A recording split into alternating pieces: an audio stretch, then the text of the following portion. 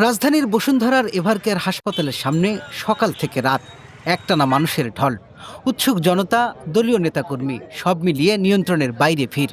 কেউ আসছেন নিজের ফুসফুস দিয়ে দেশনেত্রীকে সুস্থ করে তোলার মতো আবেগঘন বার্তা নিয়ে, আবার কেউ মোবাইল হাতে লাইভ দিচ্ছেন, কেউ সেলফি তুলছেন, আবার কেউ ভিডিও বানাচ্ছেন হাসপাতালের মূল ফটকে ব্যাকগ্রাউন্ড করে। এ কারণে বারবার বন্ধ হয়ে যাচ্ছে সামনের সড়ক, যার ফলে বিঘ্ন ঘটছে হাসপাতালের সামনের স্বাভাবিক কার্যক্রম।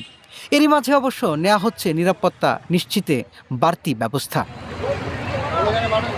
প্রিয় দলীয় প্রধান ও দেশমাতার জন্য চিন্তিত বিএনপির হাজারো নেতাকর্মীও সারাদিন অবস্থান করছেন হাসপাতালের আশেপাশে। বিএনপির নেতৃবৃন্দ বলছেন, প্রিয় নেত্রীর খোঁজ জানতেই অনেকেই বিভিন্ন জেলা থেকে ছুটে এসেছেন। তবে তাদের সবাইকে আবেগ নিয়ন্ত্রণ করে সুশৃঙ্খলভাবে থাকার অনুরোধ জানিয়েছেন বিএনপি নেতারা।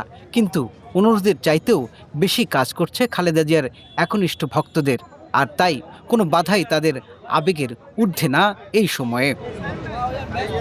পুলিশ বারবার সরে যেতে বললেও কিছুক্ষণ পরই আবার জমে উঠছে ভিড়। এতে রোগী পরিবহন ও জরুরি সেবায় বিঘ্ন ঘটার শঙ্কা তৈরি হয়েছে।